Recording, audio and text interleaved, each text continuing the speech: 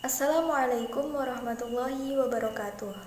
Perkenalkan, nama saya Indi Ilma Fadila dari Prodi Sastra Inggris akan menyampaikan sosialisasi kesehatan mengenai Prokes 5M dan pentingnya vaksinasi COVID-19. Virus corona tak henti-hentinya membuat warga negara Indonesia resah. Sejak tahun 2020 sampai sekarang, kasus penduduk yang terkena virus corona tak pernah ada habisnya. Pemerintah telah melakukan beberapa upaya untuk mengurangi penyebaran virus yang membabi buta ini, mulai dari sosialisasi untuk mengajak masyarakat untuk mematuhi Prokes 5M, yaitu memakai masker, mencuci tangan dengan sabun, menjaga jarak, menjauhi kerumunan, dan mengurangi mobilitas, serta mengajak masyarakat untuk melaksanakan vaksinasi COVID-19. Namun, upaya yang dilakukan pemerintah rupanya tidak bisa berjalan dengan mudah, karena sebagian masyarakat ada yang tidak mempercayai keberadaan virus corona.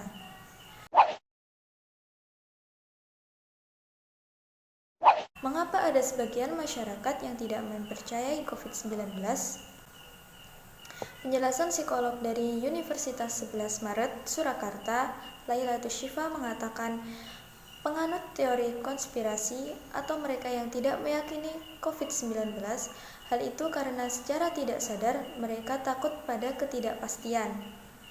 Teori konspirasi ini mudah menjamur di masyarakat ketika masyarakat itu ada dalam kondisi ketidakpastian dan penuh ancaman.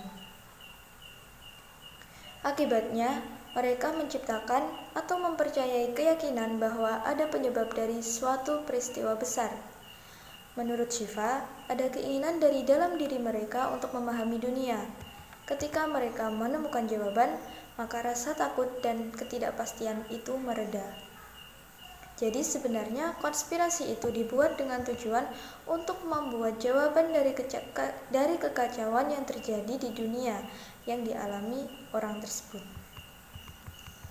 Hal lain yang menyebabkan banyak orang mempercayai teori konspirasi adalah bias proporsionalitas. Bias proporsionalitas adalah ketika orang hanya mempercayai bahwa sesuatu yang besar berasal dari hal yang besar pula. Sehingga ketika virus corona menyebar dan menjadi besar, maka muncul teori bahwa ini berasal dari laboratorium, senjata biologis, dan sejenisnya. Terlebih di masa pandemi COVID-19 yang penuh dengan ketidakpastian. Orang yang secara psikologis tidak memiliki toleransi terhadap ketidakpastian ini akan mudah mempercayai teori besar tersebut. Selain tidak percaya virus corona, sebagian masyarakat juga ada yang tidak percaya vaksin. Banyak hoaks yang beredar mengenai bahaya vaksin, seperti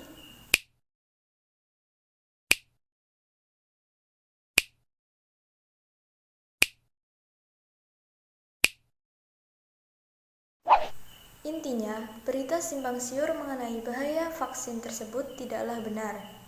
Para ahli sudah memberikan penjelasan ilmiah mengenai kabar hoaks tersebut. Saya juga mendapat kabar dari website covid19.go.id yang berisi tanya jawab mengenai keamanan vaksin. Berikut akan saya bacakan. Apakah vaksin COVID-19 itu dipastikan aman? Jawabannya, vaksin yang diproduksi massal sudah melewati proses yang panjang dan harus memenuhi syarat utama, yakni aman, ampuh, stabil, dan efisien dari segi biaya.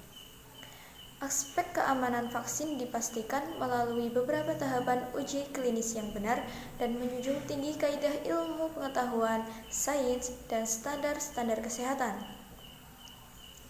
Pemerintah hanya menyediakan vaksin COVID-19 yang terbukti aman dan lolos uji klinis, serta sudah mendapatkan izin penggunaan pada masa darurat atau Emergency Use of Authorization dari BPOM. Lalu, bagaimana cara menghadapi mereka yang tidak percaya COVID? Psikolog bernama Syifa tadi mengatakan bahwa mereka yang tidak percaya COVID-19 ini bisa dari kalangan orang yang tidak berdaya, terasing, dan kalah. Mereka berusaha mencari perlindungan atau defense mechanism dari cerita yang mereka percayai. Maka, coba hindari untuk berdebat dengan mereka. Kita memberikan fakta dari apa yang kita percayai untuk melawan fakta dari apa yang mereka percayai, itu tidak akan pernah ketemu. Itu akan jadi debat kusir, kata Lailatul Shifa. Ia menyarankan agar lebih bersikap lunak ketika menghadapi penganut teori konspirasi. Cukup mendengarkan saja, jangan menolak mentah-mentah atau mengejek, karena mereka punya alasan mengapa mereka percaya.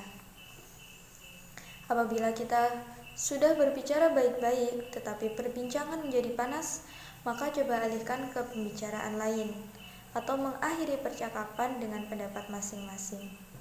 Selebihnya, pihaknya menyarankan agar masyarakat bisa lebih kritis dan mempercayai sumber informasi yang valid.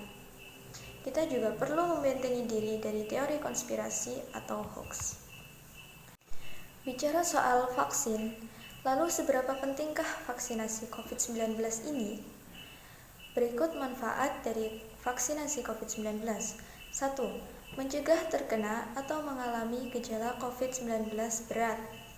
Vaksinasi COVID-19 memang tidak membuat kita 100% kebal dari COVID-19, tapi vaksinasi COVID-19 akan mengurangi dampak yang ditimbulkan jika kita tertular COVID-19. Na'udzubillahi min dzalik. Yang kedua, melindungi orang lain. Vaksinasi COVID-19 bisa mencegah kita menularkan virus corona ke orang lain. Jika cakupan vaksinasi tinggi dan merata di suatu daerah, maka akan terbentuk kekebalan kelompok atau herd immunity. Sebagian besar ahli percaya setidaknya butuh 70% dari populasi untuk divaksin demi mencapai kekebalan kelompok. Yang ketiga, menghentikan penyebaran COVID-19. Pada dasarnya, vaksinasi diadakan bukan hanya bertujuan untuk memutus rantai penularan penyakit dan menghentikan wabah, tetapi juga dalam jangka panjang mengeliminasi atau bahkan memusnahkan penyakit itu sendiri. Manfaat yang keempat, membantu melindungi generasi selanjutnya. Melansir Mayo Clinic, manfaat vaksin COVID-19 salah satunya adalah mencegah virus corona menyebar dan bereplikasi, yang memungkinkannya bermutasi dan mungkin menjadi lebih kebal terhadap vaksin. Dengan menurunkan laju infeksi COVID-19 dan memutus mata rantai pandemi COVID-19, kita pun dapat melindungi generasi selanjutnya dari penderitaan panjang terinfeksi penyakit ini. Itulah manfaat dari vaksinasi COVID-19. Seperti yang kita tahu, vaksinasi tidak membuat seseorang kebal 100% terhadap virus. Oleh karena itu, meskipun sudah divaksin COVID-19, kita harus tetap mengimbangi dengan cara menjalankan protokol kesehatan 5M tadi, yaitu memakai masker, mencuci tangan dengan sabun, menjaga jarak, menjauhi kerumunan, dan mengurangi mobilitas. Disiplin dalam mematuhi dan menjalankan prokes adalah kunci sekaligus merupakan vaksinasi non-medis yang efektif untuk menekan penyebaran COVID-19. Karena itu, dibutuhkan perilaku disiplin baik secara individu maupun secara kolektif general yang dilakukan dengan kesadaran penuh untuk melawan COVID-19. Mari bersama-sama mendisiplinkan diri sendiri untuk mematuhi prokes dan melaksanakan vaksinasi agar tidak ada lagi korban jiwa akibat virus corona. Sekian dari saya, apabila ada kurang lebihnya saya mohon maaf yang sebesar-besarnya. Wassalamualaikum warahmatullahi wabarakatuh.